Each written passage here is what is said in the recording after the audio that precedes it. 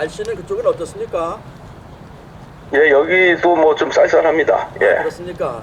예, 사실 오늘 우리 홀리파워 기도회를 리드하면서 예, 종교개혁 주간에 어떤 말씀으로 예, 우리가 예, 오늘 살아가는 교회에서 신앙을 우리가 하면서 제대로 된 종교개혁의 영성을 우리가 배우거나 익숙하게 우리의 체화시키지 못하고 신앙생활을 했었습니다. 예, 그러니까 교회가 교회답지 못하게 되고 언의적이 되고 또 이렇게 만모니즘화되어서 부흥 예. 신학을 따라가서 복음과 진리가 없어지게 되어서 교회가 능력을 잃어버리지 않았나 그렇게 생각이 듭니다. 그래서 예. 오늘 우리 홀리파워 기도회를 통해서 우리 기도회 멤버들에게 목사님께서 참으로 그 야누스나 그 마틴 루터, 존 칼빈이 그 로마 교황청에 맞서서 예. 어떻게 교회를 만들었는지와 오늘의 예. 교회를 그런 종교개혁적 신학으로 신학적 관점에서 예. 좀 살펴볼 수 있는 그런 기회가 됐으면 좋겠습니다. 예, 예. 우리 우선 이제 우리 홀리파워 기도 회원들에게 우리 목사님을 소개해드리고 이제 박수로 맞이하도록 하겠습니다. 오늘 우리 예. 정대원 목사님은 사실은 일산 고양시에 계시는데 아주 이 종교개혁 쪽 그러한 그 공부가 많이 되신 그런 목사님을 전국에서 찾아 오늘 이렇게 연결이 되어서 우리 홀리파워 기도회 멤버들에게 좋은 말씀을 전해주시는 그런 기회를 갖게 됐습니다. 우리 목사님을 환영하겠습니다. 박수로 한번 하겠습니다. 예, 감사합니다. 목사님, 그러면 저희들이 사실은 목사님으로부터 좋은 고단히 그 비타민을 받아서 새 예. 생명을 얻어서 교회를 교회되게 하고 나라를 나라되게 하는 그러한 믿음의 용사들로 거듭날 수 있게 좋은 말씀 해주시 감사 부탁드리겠습니다, 목사님. 예, 집사님, 감사합니다.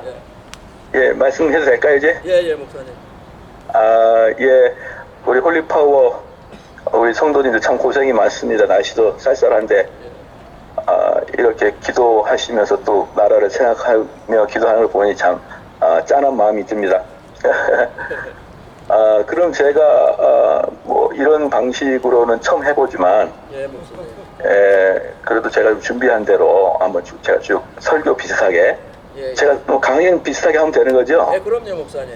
예, 그러겠습니다. 그러면은, 저를 간단하게 소개하면요, 방금 집사님께서 소개했듯이, 한국 교회는 뭐 어느 교회를 비롯하지 않고 대부분의 교회가 종교 개혁의 정신을 거의 잃었다라고 저와 몇 명의 사람들은 그렇게 생각하고 있습니다.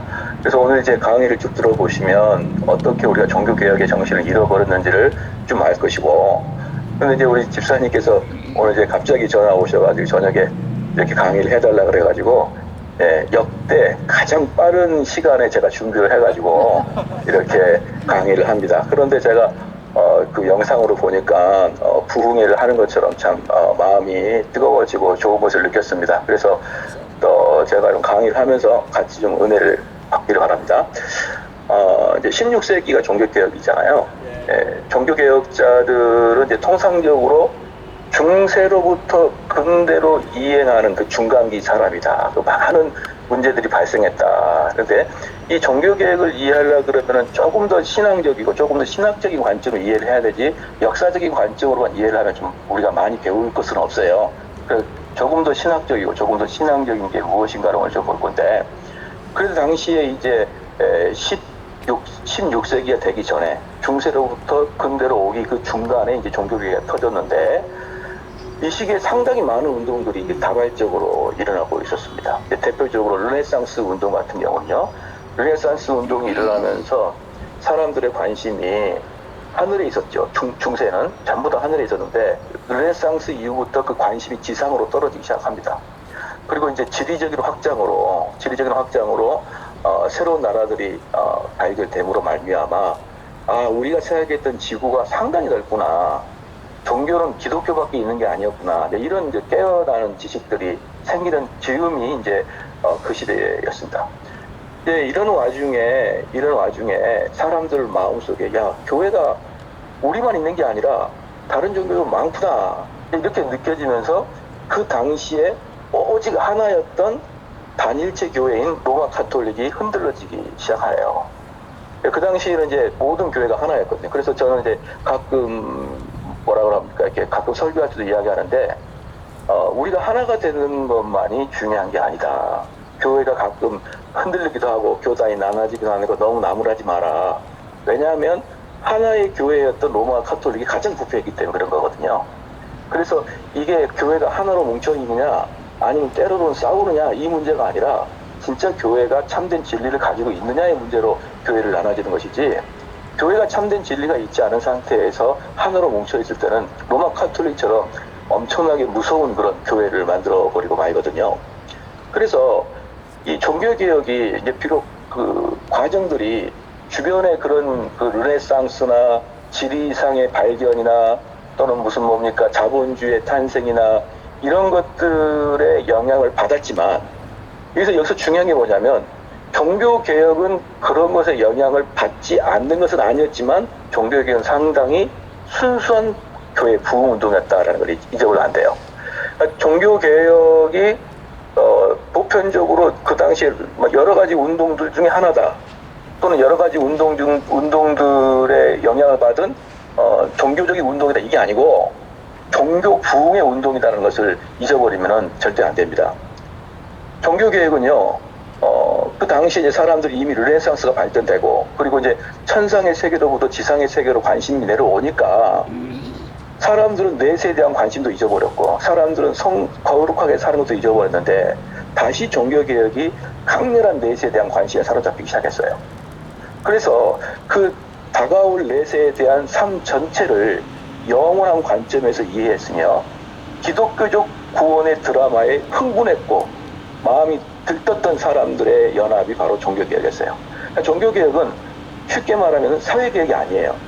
종교개혁은 우리의 가치관의 개혁이 아니라 종교개혁은 구원의 역사고 종교개혁은 천상으로 관심이 돌아가는 역사가 종교개혁이다.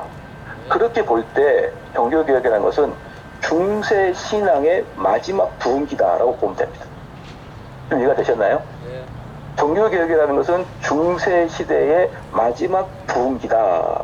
그렇게 보면은 종교개혁이 1차적으로 좀 규정하고요. 두 번째는 이제 뭐냐 그러면은 또한 종교개혁은 당시에 하나의 로마 카톨릭을 중심으로 한 각 지역의 교구가 있을 거 아니에요? 교구. 그 교구가 전부 다 그때 당시는 로마 카톨릭을 중심으로 한 하나의 교회였습니다. 근데 그 하나의 교회에 프로테스탄트가 생기고 말미암아 그 교회가 깨지게 되기 때문에 종교개혁의 두 번째 이유는 뭐냐면 중세 카톨릭의 대파괴다 이렇게 보면 되는 거예요. 일단 종교개혁은 두 가지. 첫 번째는 뭐냐면 중세의 마지막 부흥. 그리고 두 번째는 종교개혁은 중세 카톨릭의 파괴. 이렇게 규정하면은 일단 될 것 같습니다. 그러면 이 종교개혁을 이야기할 때 결코 빼놓을 수 없는 게 하나 있죠. 그게 바로 이제 면죄부의 이야기입니다. 면죄부의 이야기가 왜 종교개혁의 발화점이 되는지 제가 좀 설명을 해드릴게요. 이 당시에 로마 교회가 그러니까 루터가 나오기 전에 로마 교회가 어떤 상태였냐면요. 1095년부터 시작해가지고 1095년 시작해서 1456년까지 361년 동안 십자군 전쟁이 있었어요. 그게 바로 이제 루터가 나오기 이전의 시대 때 361년 동안 십자군 전쟁이 있었는데 그 당시에 십자군 전쟁 즈음에 뭐가 있었냐 그러면은 십자군 전쟁에 참여한 사람들이 이제 상처도 있고 다리도 절고 이렇게 이제 고국으로 들어옵니다. 고국으로 돌아오는데 이 사람들이 이제 자기 집으로 돌아가고 고향으로 돌아갈 때 로마 카톨릭에서 그들에게 세금을 물고 또는 로마 카톨릭의 명령에서 교회를 돌봐야 되고 또는 농사를 지어서 바쳐야 되고 이런 여러 가지 로마 카톨릭에게 그 뭡니까 헌납을 해야 될 제도가 있었거든요. 그런데 십자군 전쟁에 참여한 사람들은 그런 헌납으로부터 면제를 해줬어요. 너희들은 거룩한 전쟁에 참석했으니까 고향에 들어가서 교회가 요구하는 여러 가지 그 헌신들에 대해서 너희들은 열애를 시켜주겠다라고 했던 것이 면죄부의 시작인 것이에요. 예. 그다음에 이제 그렇게 쭉 지나가다가 이제 그게 조금 더 진화돼 가지고 어떻게 됐냐 그러면 처음에는 십자군 전쟁에 참여했던 사람들이 보호받는 것이었는데 두 번째 단계는 뭐였냐면요. 십자군 전쟁에 나갈 사람이 돈을 지불하게 되면 면죄부를 받고 십자군 전쟁에 안 나가게 되는 것이었어요. 예, 좀 이해가 되셨죠? 예, 예. 그다음에 그렇게 하니까 점점 이게 로마 교황청에 돈이 되기 시작하는 거예요. 처음에는 그냥 병사들에게 해제를 시켜준 거였는데 두 번째는 전쟁 나가기 싫은 사람은 돈을 내라. 그럼 내가 이 증을 줄 테니까 이 증이 있는 사람은 전쟁에 참석하는 것으로 허락해 줄게. 이렇게 된 것이죠. 그 다음에 그거보다 조금 더 진화된 단계가 뭐였냐면은 이제는 이 병원이나 또는 교량, 다리나 성당이나 시청이나 모든 공공 건축을 할 때 돈을 내게 되면은 또 면죄부를 주게 된 거예요. 그러니까 이제 십자군 전쟁이 끝날 즈음에는 십자군 전쟁에 안 나가니까 그 다음부터는 공공 건축에 돈을 기부한 사람은 면죄부를 주게 되므로 그러므로 면죄부가 이제 확 퍼지기 시작합니다. 그래서 이제 그 면죄부를 받은 사람들은 여러 가지 군사적인 행동이나 여러 가지 국가나 교회에 뭔가 봉사를 해야 될 부분에서 계속 면제를 해주면서 이렇게 한 100년 동안 쭉 이어져 내려왔던 것이 바로 면죄부. 면죄부의 시작은 거의 십자군 전쟁 중반부터 나왔으니까 거의 그렇게 말한다면 루터까지는 거의 300년 가까이 면죄부의 제도가 있었습니다. 그래서 이 면죄부의 제도는 단지 루터 때가 있었던 게 아니고 이미 카톨릭 제도에 깊숙이 뿌리 박혀 있었던 것이 바로 면죄부였었는데 바로 이제 이 면죄부가 뭐가 문제냐 그러면요. 돈을 내고 안 내고의 문제가 아니라 이 면죄부가 발행되는 그 정신, 그 교리 또는 그 신학이 뭐냐 그러면 예수님과 또는 성자들이 있어요. 요한이나 마태나 마가나 이런 성자들이 자신들이 구원을 위해서 공로를 쌓았는데 자기들이 구원받을 것보다 더 많은 구원을 이뤘기 때문에 자기들이 구원받을 것을 넘어서 남는 잉여 공로가 있다라는 의식이 싹트기 시작했습니다. 바로 이게 그 유명한 잉여 공로 제도인데 이 성자들은 이미 자기들의 공로를 넘어서서 남한테 줄 만큼의 많은 공로를 쌓았기 때문에 그 면죄부를 받은 사람들은 그리스도나 성자들이나 순교자들이 남아도는 잉여 공로를 자기들이 받게 되고 그 자기들이 받게 됨으로 말미암아 지옥에서나 또는 연옥에서 풀려 나올 수 있다라고까지 이렇게 이제 해석이 된 거예요. 좀 이해가 되셨나요? 그래서 이제 이제 마틴 루터가 이 면죄부에 대해서 이제 반기를 든 것은 처음에는 이렇게까지 이게 이제 이렇게까지 로마 교황청에 직격탄을 날릴 거라고 생각을 못했고 단지 돈을 걷는 거에 대해서만 문제를 삼았어요. 목사님, 여기서 잉여 공로가 조금 어렵기 때문에 제가 덧붙여 설명하면 제가 하나님께 공을 많이 세우면 제 가족 중에 한 사람을 지옥에 있는 사람을 다시 끌어올릴 수 있는 그러한 공로가 인정되는 게 잉여 공로제라고 설명이 됩니까? 아니요. 제가 아니라 성인들 그러니까 성인들의 공로를 내가 돈으로 사는 거죠. 돈을 주고 사는 거죠. 됐습니다. 됐습니다. 그러니까 이제 이 잉여 공로제라는 게 사실은 로마 카톨릭의 교리에 매우 중요한 뿌리거든요. 그러니까 면죄부를 금지하는 것은 단지 돈이 안 들어온다는 개념이 아니라 로마 카톨릭의 구원에 칼을 댄 거랑 똑같았거든요. 그래서 이제 로마 카톨릭은 이것을 그냥 이제 볼 수가 없었던 겁니다. 이제 그런데 이때쯤에 그 루터가 나오기 즈음에 한 100년 전부터 길게 잡으면 200년 전부터 짧게 잡으면 100년 전부터 계속적으로 로마 교회에서는 자정의 목소리가 계속 나왔어요. 야, 우리 로마 교회가 이러면 안 된다. 그래서 로마 교회가 이러면 안 된다고 계속 얘기했지만 사실은 로마 교회의 가장 단점 중에 하나가 뭐냐면 사제들의 독신주의였어요. 이 독신주의 하다 보니까 성직자들이 축첩이 어마어마하게 된 거거든요. 그러니까 아무리 로마 교황청에서 이것을 절제시켜도 온 지역에 나중에는요 그 교회 교구장들은 그냥 대놓고 자기 아내를 거느리고 살고 막 그랬거든요. 예. 그러니까 이 독신 제도가 결국 축적을 나왔고 로마 카톨릭은 이런 것들을 개혁하기 위해서 도덕적 타락을 개혁시키려고 엄청나게 시도했으나 계속적으로 실패하고 말았고 이제 심지어는 이제 교황은 뭐라 그러냐면 나는 영적 권력과 세속적 권력의 열쇠 두 개를 다 가지고 있는 게 나다라고 이제 주장을 하기 시작해요.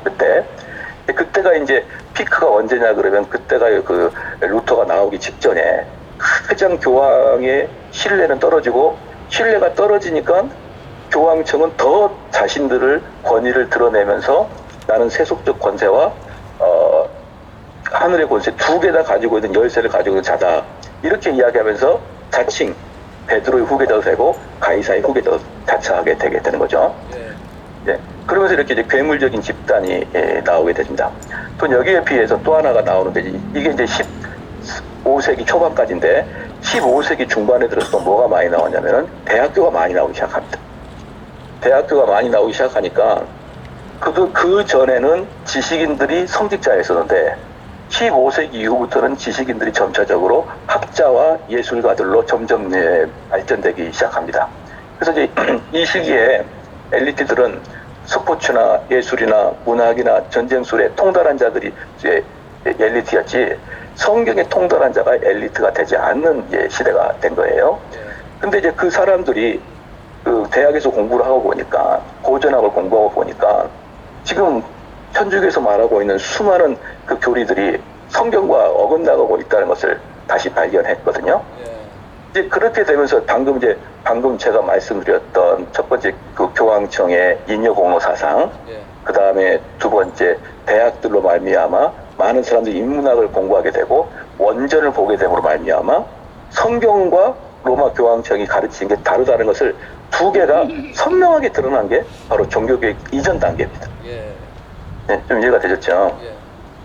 그런데 이제 이렇게 종교개혁이 일어나기 한 200년 전부터 엄청나게 로마 교황청 아래에서 유럽 여러 국가에서 계속적으로 종교개혁을 시도했던 부분들이 너무 많아요. 예를 들어서 수도원주의가 상당히 발전합니다. 왜냐 그러면은 아까도 지금 그 집사님께서 하실 때 잠깐 이렇게 말씀했는데 만몬주의가 성행하잖아요. 만몬주의가 성행을 하니까 그때도 만몬주의 성행하니까 어떻게 하겠습니까? 수도원에 들어가 가지고 모든 걸 버리고 나는 수도원에 들어가서 경건하게 살겠다. 이 운동이 발달하게 되는 거거든요. 그런데 문제는 뭐냐면요. 이게 문제예요. 만약에 어떤 수도원이 정말 경건하게 거지와 같이 그냥 끼니도 못 먹고 그 경건 생활 하잖아요. 그러면 사람들이 그 수도원을 되게 존경하기 시작을 해요. 야, 저기는 사람들이 그래도 신부들보다 훨씬 낫다, 깨끗하다. 그럼 뭐가 늘어나겠어요? 헌금이 늘어나게 되죠. 헌금이. 그러니까 경건한 수도원들이 나중에 헌금이 쌓이는 거예요. 그러니까 또 타락이 되는 거죠. 이게 이제 반복이 되고 또 하나는 더 교황청에서 독신을 강조할수록 축첩이 유행되고 그 다음에 도덕을 강조할수록 이중인격이 나오게 되는 것이고 이제 이렇게 되면서 한 곳에서는 도덕주의, 한 곳에서는 고행주의, 한 곳에서는 신비주의가 계속 유럽에서 나오기 시작합니다. 특히 이제 이 신비주의 같은 경우는 시한부 종말론과 섞여가지고 언제 예수가 재림할 것인가 이 시한부 종말론. 도덕주의자들은 우리는 도덕주로 살지 아니하면은 도덕주의하고 예정론이 섞여가지고 뭐라고 하냐면 창세 전부터 참다운 교회에 들어간 사람은 예정되어 있다 이렇게 주장을 해요. 창세 전부터 예정된 자만이 교회에 들어온다 이렇게 말합니다. 그러면 누가 창세 전에 예정된 사람이냐 그 기준이 뭐냐 나갈 때 도덕적으로 깨끗한 사람 이렇게 나가는 거예요.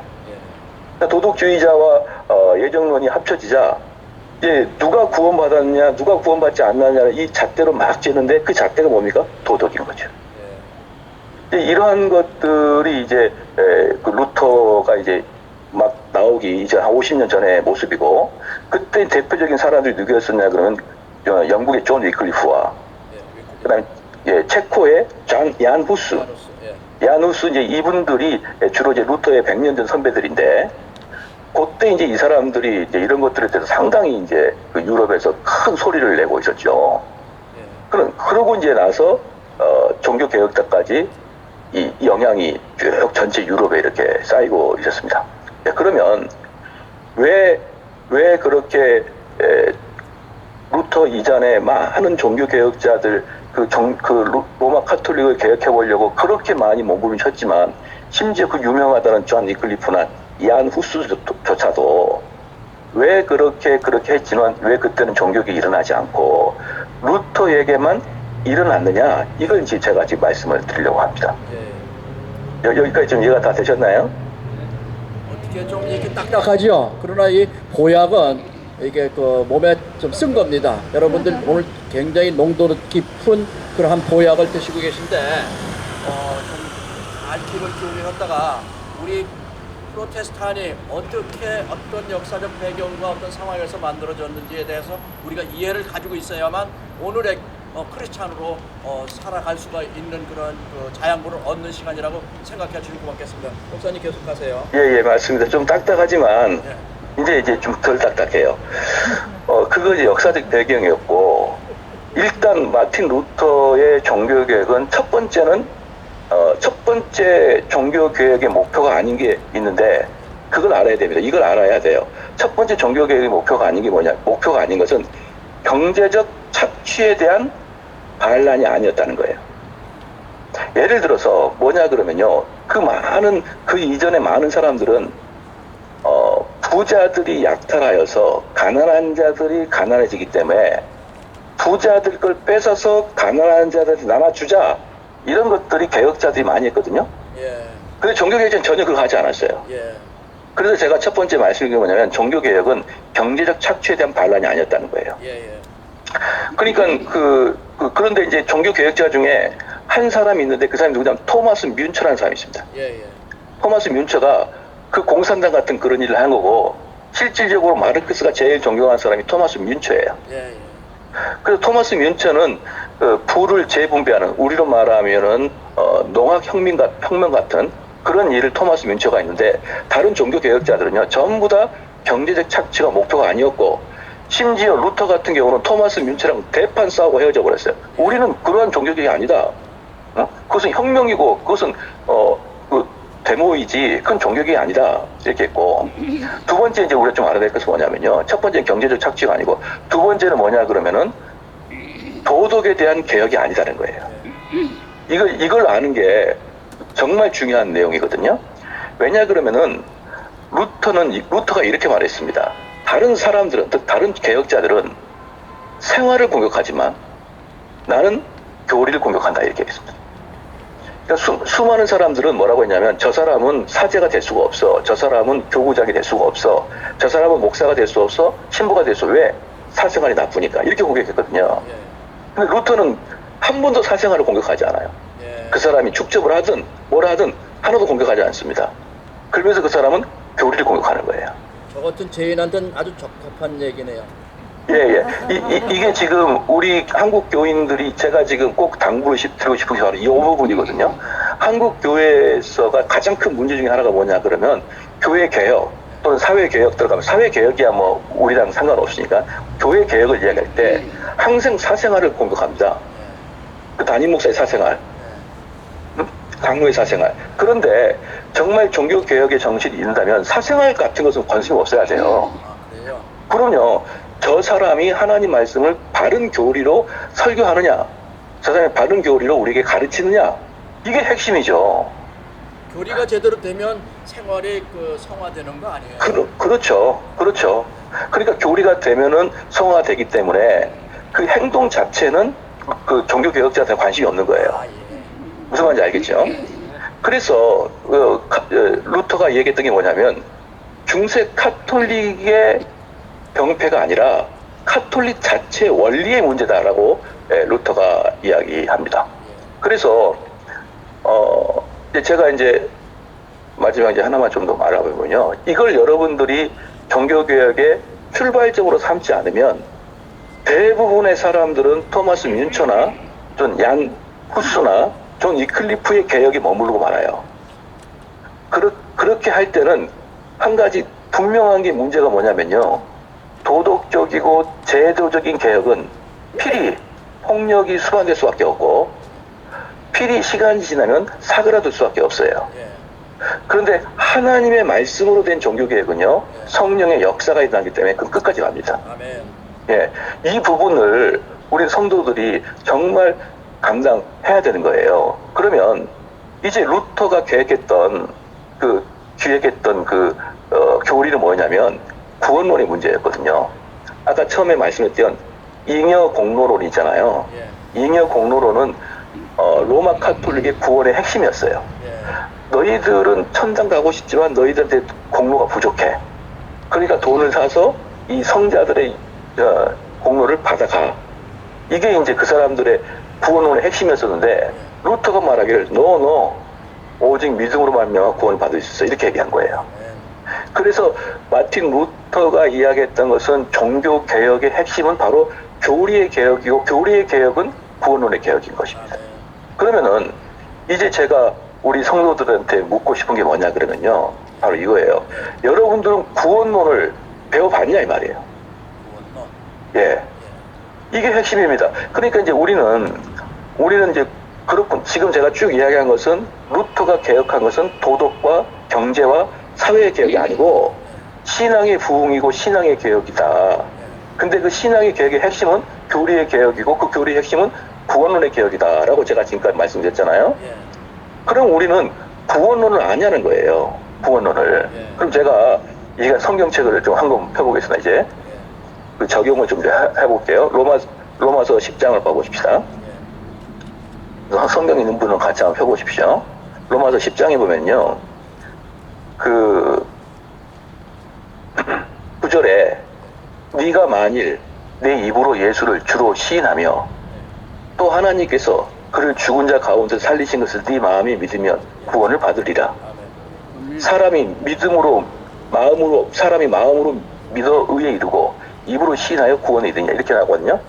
로마서 10장 9절 10절 말씀이 우리나라의 구원론의 알파 오메가예요. 다예요. 그런데 문제는 뭐냐 그러면 이걸 한번 생각해 보십시오. 집사님. 요 로마서가 쓰여질 때 입으로 예수를 시인한다는 게 뭘 의미할까요? 입으로 시인한다는 것이요. 예, 이 로마서가 쓰일 바울 당시에 입으로 시인한다는 것이요. 여기 누가 아시는 분 있습니까? 이 당시 입으로 시인한다는 것은요 죽겠다는 거예요. 죽겠다. 아, 죽겠다는 거. 예, 아, 그러네. 순교 그 당시 상황이 예. 맞네요. 박해가 심하던 때이기 때문에 그렇죠. 아, 죽음이네요. 이 집사님 아시다시피 바울이 누구한테 순교를 당했냐면요. 그 로마 황제 제일 나쁜 놈 누구죠? 그 네로한테 죽은 사람이 바울이에요. 예. 그러니까 이미 바울 당시에는 순교가 자자했거든요. 그런데 그때 뭐 칼을 대고 너 죽을래 예수 믿을래 할 때 나 예수 믿겠습니다 라고 말하는 게 지금 로마서 10장 9절 말씀이거든요. 그럼 문제는 뭐냐면 대한민국에서는 이게 안 통한다고요. 예, 대한민국에서는 내가 예수를 실질적으로 믿습니다. 내가 예수를 나의 구주로 영접합니다. 그래도 장난을 할 수 있고요. 심각하게 말하지 않아도 되고요. 얼마든지 그럴 수 있는 환경이 지금 대한민국인데 이것을 역사적 배경을 그대로 제외한 다음에 그대로 한국의 구원론의 알파 오메가로 로마서 10장 9절 10절을 그대로 사용하게 되므로 엄청나게 많은 거짓된 신자가 교회로 들어오기 시작하는 거예요. 예, 그들은 예수를 믿고 죽을 각오도 없어요. 그렇죠. 예수를 믿고 순교할 각오 없고 예수 믿으면 복 받는다고 가르치잖아요 지금. 그렇죠. 그러니까 믿죠. 아니, 예수 믿고 복 받을래? 그러면 예 그렇게 하죠. 할렐루야. 예, 근데 너 예수 믿고 죽을래? 그럼 누가 예라고 해요? 아니 예배당 지금 막아도 못 오는데 뭘 지금. 정부에서 막는다 해도 우리 금요 차례에 미어 터져에 7,000명 정도 8,000명 정도 예배 드리러 오는데 예. 이거 저기 코로나 때문에 정부에서 문 닫으라니까 그 많은 사람들은 어디 갔는지 모르겠어요. 그러니까요. 그러니까 이게 그 작은 그 고난 하나도 이겨내지 못하는 사람들이 그 뭐 우리는 얼마든지 교회나 교단 대항으로 그 국가랑도 대항도 해야 되는데 그것도 못하는데 그걸 어떻게 믿는 사람이라고 말할 수 있겠어요. 주여. 그래서 제가 다시 10절을 읽어보면요. 사람이 마음으로 믿어 의에 이르고 입으로 신하여 구원에 이르니라. 이 모든 것들은 그 마음에 사람이 마음으로 믿으면 마음에 가득할 때 예수 그리스도의 그 은혜와 그 하나님의 그 사랑이 마음에 가득한 사람이 어떠한 고난 속에서도 입으로 시인하였을 때 그가 사실은 참된 성도라는 거거든요. 근데 이제 이것을 제가 방금도 얘기했었지 역사적 배경을 전부 다 도외시한 채 이 문장만을 가지고 이제 한국 교회에서 구원론을 더 이상 가르치지 않는 거예요. 이거 말고는. 근데 제가 하나만 더 좀 보겠습니다. 요한복음을 한번 볼게요. 요한복음 17장. 요한복음 17장 보면요. 요한복음 17장 3절에 보면요. 이렇게 나와 있습니다. 영생은 곧 유일하신 참 하나님과 그가 보내신 자 예수 그리스도를 아는 것이다 그랬거든요. 여기서 17장 3절에 영생은 구원을 말합니다. 구원. 구원은 곧 유일하신 참 하나님과 그가 보내신 자 예수 그리스도를 아는 것이라 그랬어요. 그러니까 우리가 구원이 뭐냐 그러면 이제 우리가 보통 제가 왜 아까 구원론을 우리가 한국에서 안 배운다 뜻이 뭐냐면 사람들은 구원이라 그러면 죽어서 천국 가는 걸 얘기해요. 아니에요. 구원은 이 땅에서 예수님을 배우는 게 구원이라고. 네. 예수를 배우고 그를 보내신 하나님을 알아가는 데 잘하는 게 바로 구원이다 라고 분명히 나와 있거든요. 제가 또 하나 더 볼게요. 베드로후서 이제 1장에 보면요. 베드로후서 1장의 3절 보면요. 이렇게 나옵니다. 그의 신기한 능력으로 생명과 경건에 속한 모든 것을 우리에게 주셨으니 이는 자기의 영광과 덕으로서 우리를 부르신 이를 알므로 말미암아.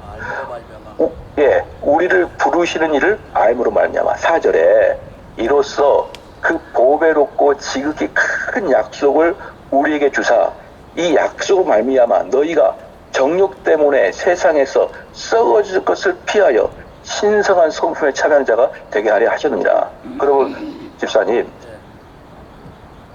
그리스도의 신성한 성품에 참여한다는 건 그리스도 연합한다는 거고요. 그리스도 연합한다는 건 구원을 받는다는 거잖아요. 그럼 누가 받느냐? 예수 그리스도를 아는 자예요. 예수 그리스도를 아는 자. 예. 아는 자와 믿는 자. 그 믿는 예. 자. 그 조금 우리가 사용하는 언어와 예. 왜 지금 잘 접근이 좀 잘 안 되는 아는 거. 우리 믿으면 구원받는데 목사님 하시는 말씀은 아는 자. 구원받는다고 말씀하시잖아요. 예. 그럼 하나만 더 가서 말씀드릴게요. 이제 베드로 이제 후서 3장 18절 마지막에 3장 18절 마지막에 뭐라고 하냐면 오직 우리 주 곧 구주 예수 그리스도의 은혜와 그를 아는 지식에서 자라가라. 영광이 이제와 영원까지 그에게 있을지어다. 아는 지식에서. 예. 그러니까 지금 집사님도 아마 이런 것이 약간 생소할 수 있어요. 우리는 믿으면 되지 않냐? 라고 하는데 성경에는 너희가 영생을 받고 그리스도 연합하고 그리스도와 함께 영광에 참여할 자는 그리스도를 아는 지식에서 자라가라 했단 말이에요. 그러니까 제가 지금 말씀드리고 싶은 것은 아마 이런 내용들은 교인들이 많이 못 들어봤어요. 왜냐 그러면 아까 제가 말씀드렸지만 한국 교회는 구원론을 가르치고 있지 않거든요. 그러니까 구원론을 가르치고 있지 않으니까 로마서 10장 9절 10절 말씀 모든 걸 퉁을 쳐버린 거예요. 그런데 마틴 루터는 구원론의 종교개혁이 시작됐듯이 지금 한국 교회에서는 구원론이 가르쳐져야 되거든요. 그러니까 지금 제가 말씀드리고 싶은 그 핵심은 바로 이거예요. 우리는 나가서 저 탐욕스러운 누구는 없어져라 쟤는 없어져라 이렇게 하는 것은 토마스 뮌처의 공산주의 혁명밖에 안 돼요. 정말 마틴 루터의 종교 개혁이 되려 그러면 성도들이 가만히 앉아가지고 예수 그리스도를 배워야 되고, 근데 예수 그리스도 배우는 것은 첫 번째 머리로 배워야 돼. 지식으로 배워야 그게 믿어지거든요. 근데 우리는 지식이 없는 상태에서 그냥 믿는 걸 맹신이라고 그러고, 맹신은 거의 정신적 문제라고 저는 보거든요. 그런 게 아닌 차근차근 배웠을 때 그게 믿어지는 게 있거든요. 아, 맞다, 이거다. 이게 바로 딱 맞는 말이구나. 이렇게 무릎을 칠 때가 바로 믿어지는 거거든요. 아, 그래서 어거스틴이 그 얘기 중에 I believe in God to know라는 말이 있는 것 같더라고요. 예, 맞습니다. 네. 그래서 우리는 믿으려고 믿고, 믿으려고 알고, 아니까 믿어지는 거예요. 그래서 성경에서는 분명히 우리는 믿음은 들으면서 나고, 들음은 하나님 말씀을 들으면 그거든요. 네. 그때 그 들은 게 뭐예요? 배우는 거예요. 그래서 제가 말씀의 결론을 내린다 그러면, 성도들은 당장 특별히 구원론에 대해서 집중해서 배워야 된다. 그걸 제가 꼭 말씀드리고 싶고, 구원론은 그냥 배워지는 게 아니에요. 상당히, 제가 설교를 했는데요. 윌리엄 퍼킨스라고, 그 영국의 청교도의 아버지가 있습니다. 영국 청교도 아버지인데 그 사람 별명이 캠브리지 칼빈이에요. 칼빈을 정확하게 전수받은 사람인데, 그 사람이 책을 쓴 게 황금사슬이라는 책을 썼어요. 황금사슬. 예. 골든 체인이라고. 골든 체인. 예.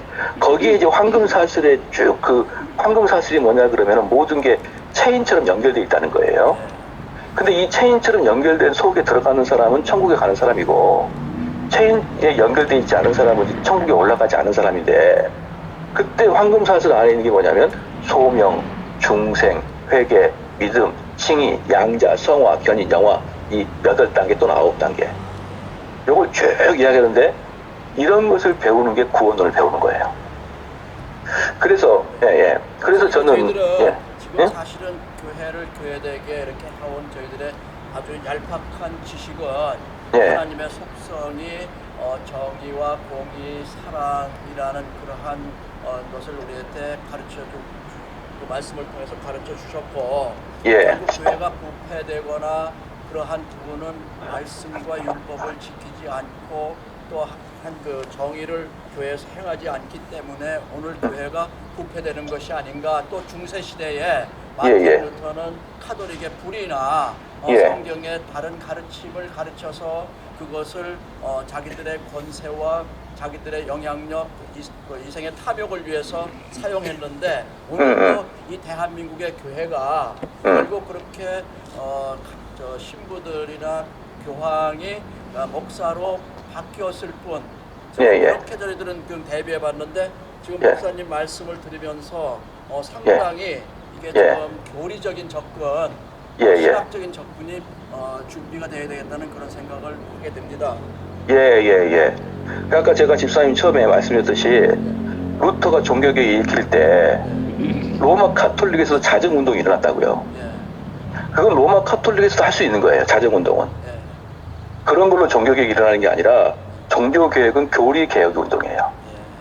그래서 제가 꼭 말씀드리고 싶은 건 뭐냐면, 참된 가르침에 의하지 않냐면 모든 개혁운동은 혁명으로 끝난다. 프로테스탄트 골치 아프네 좀 이거 많이 알아야 되네 이거. 그럼요. 이거 너무 쉽게 지금 아까 뭐 믿으면 구원받는 데서 저희 교회 다녔더니 이거 골치 많이 아픈데 이거. 골치 아픕니다. 그래서 실제로 봐봐요. 믿으면 구원받는다고 말하잖아요. 근데 진짜 물어봐요. 진짜 믿냐? 근데 예배소서에는요, 그 은혜에 의해서 믿음으로 구원받는다는 말이 또 있잖아요. 그러니까 하나님의 절대 선물에 의해서 믿음을 가질 수 있고, 그 믿음은 증인이라는 것을 말투수라고도 하잖아요. 또 그 말투수는 목숨을 내걸고 순교자가 될 수 있을 때, 우리가 하나님의 증인이 될 수 있을 때 믿음의 소유자라고 할 수 있는 거 아니겠습니까? 그렇죠. 그런데 이게 지금 좀 자꾸 하는 우리 목사님 말씀 들으니까 지금 제가 갈등 생깁니다. 이거 교회를 계속 다녀야 될지, 이거 내가 개혁교회 교인이 되어야 될지, 이거 굉장히 심각합니다 지금 목사님. 그러지 말고 제가 교회에서 했던 그 황금사슬 시리즈가 있어요. 제가 설교한 내용이 16편인데요. 그거 한번 들어보시기 전 간곡하게 추천을 드려요. 그게 제가 로마서 중간에 8장을 강의하면서 16번의 구원의 도를 제가 설명한 거거든요. 그걸 좀 들어보시면은 아마 깜짝 놀라실 거라고 저는 생각합니다. 그럼 교리로 준비되면 저 주사파 운동권자들이나 공산주의자들은 예. 평생 전향 안 하고 감옥에서도 있고 예. 우리로 말하면 순교도 그냥 가는데 예. 아주 얄팍하게 믿은 우리들은 복을 예. 받으려고 찾아와서 믿은 우리들은 조금만 어떤 그 예수님을 믿고 십자가 신앙을 지키는데 위험이 따라도 저도 변질하고 변심하는데 참 많거든요. 그렇죠. 예. 이런 부분을 이런 교리로 좀 공부되고 그러면 우리가 네. 참된 믿음에 도달될 수 있겠네요. 그럼요. 예. 저는 확신하고요. 만약에 성도들이 교리를 공부했는데 어떤 분은 큰 은혜를 받을 수 있고 어떤 분은 안 받을 수 있는데 하나님이 선택한 자라 그런다 그러면 모든 사람이 같이 은혜를 받을 거예요. 왜냐면요. 집사님도 지금까지 신앙생활 하면서 설교나 때로는 뭐예요. 성경 공부에서 교리를 차근차근 배워본 적은 별로 없을 거라고 저는 생각해요. 예를 들어서 예수 그리스도가 누구신가? 예수 그리스도가 누구신가인데 아마 막막할 거예요. 예수 누구지? 하나님은 어떤 분이신가? 이렇게 이야기할 때 우리는 그 내용을 구술할 수가 없어요. 구술할 수가. 예. 왜? 안 배웠으니까. 예. 그 소요리 그러니까 문답 학습 세례할 때 잠깐 하고 예. 본 분들 많지 않을 거예요. 아마 목사님들 계시고 그러니까 뭐 여기는 좀 저기 하겠지만은 예, 예. 계속해서 그 웨스트민스터 소요리 문답인가 뭐 그런 것들에 대해서 예. 계속 우리가 공부하고 우리의 그걸 체화시킬 수 있도록 우리가 해야 되는데 교회에서 예. 안 가르치고 그때 뭐 세례 잠깐 받을 때 학습 받을 때 보고 그냥 끝이거든요. 예, 예. 그 집사님 소요리 문답은요. 예. 그 소요리 뜻이 뭐예요? 애기들한테 가르치는 거라고. 예. 근데 지금은 애기들한테 가르치는 것도 안 가르쳐요. 예. 그러니까 교리가 전무한 상태거든요. 그래서 저는 어느 교회를 찾을까 보다는 일단 교리를 좀 공부하는 사이트를 들어가서 공부를 하시고 그리고 예수 그리스도를 알 때 그냥 아는 게 아니라 체계를 가지고 알아야 된다. 이게 교리예요. 그럼 왜 예수- 교회에서는요? 예, 예. 그걸 안 가르치니까요. 예를 들어 중세 시대에 예. 이 신부들이 그 성경을 못 보게 하려고 했던 것처럼 예. 우리가 교리를 알면 뭐 우리가 목사 될까 모릅니까? 왜 교회에서 이 교리를 안 가르칠까요? 일단은 신학교에서 안 가르쳐요. 예? 신학교에서 안 가르친다고. 신학교에서 예, 예. 왜 그럴까요? 그래. 뭐 그건 이제 전화상으로 너무 좀 길고요. 알았습니다. 예, 그 너무 길고 신학교에서 안 가르치기 때문에 목회자들이 그 교회에서 가르치지 않아도 되고 예. 또는 모르기도 하고 그래요. 아 그렇습니까? 예, 예, 예. 오늘 제가 목사님께 너무 예. 갑자기 부탁해가지고 예, 예. 내일 31일이 돌아오는 31일이 종교개혁이기 때문에 예. 홀리파워를 좀 뭐 섬기는 저로서는 예. 딱딱하지만 정말로 액기스 있는 영양가를 주지 않고는 예. 그냥 지나가는 걸 제 신앙 양심상 견딜 수가 없어가지고 예. 하루 거의 꽃바 이 문제를 가지고 고민하다가 오늘 목사님과 연결된 거거든요. 예, 나도 감사합니다. 얘기했더니 몰라서는지 우리 교회 와서 얘기해 주는 걸 싫어했어. 뭐 좀 꺼려했어요. 왜 예. 신학교 교수나 학장들이 와서 해줄 듯이 해다가 다 예. 공문이 뺐어요. 그래 어떻게 예, 예. 오늘 목사님께서 이렇게 해주셔서 우리가 예. 조금 이제 어떻게 이제 하면은 아까 골든 체인이나 뭐 그런 걸 통해서 우리가 좀 더 교리적 접근과 학습이 되면 참된 예. 믿음에 이룰 수 있겠다는 그러한 가능성을 오늘 예. 목사님 말씀을 통해서 이렇게 예, 예. 확인할 수 있는 기회를 얻게 돼서 너무나 감사하고요. 아, 예. 오늘 504주년 종교개혁 기념 주간을 맞이하는 우리 홀리파워 멤버들이 예. 또 우리 이런 기회를 목사님을 통해서 갖게 된 걸 정말 감사드립니다. 시간이 오늘 좀 많이 되고 우리가 또 나중에 좀 예, 다른 예. 기회에 또 한번 예. 모시고 얘기를 듣는 그러한 시간을 갖도록 하겠습니다. 목사님 마지막으로 저희들한테 이 홀리파워 기도 멤버들한테 좀 저의 간절한 마음을 담아서 우리에게 좀 한마디 좀 전해 주십시오. 마지막 한마디 할까요? 예. 예. 저는 한마디 하고자 하면요. 신앙생활이라는 것은 배우는 거예요. 신앙생활은 깊이 성경을 연구하고 깊이 교리를 공부하는 것이 신앙의 시작입니다. 시작. 예. 그래서 그걸 하지 아니하는 모든 신앙은 자아 도취에 빠질 수밖에 없다. 예. 그렇기 때문에 꼭 좀 깊이 연구하고 배우시면 좋겠습니다. 이상입니다. 감사합니다. 우리 목사님께 박수. 감사합니다. 네, 추운데 고생하십시오. 네, 감사합니다. 예, 그렇겠습니다. 예, 들어가세요.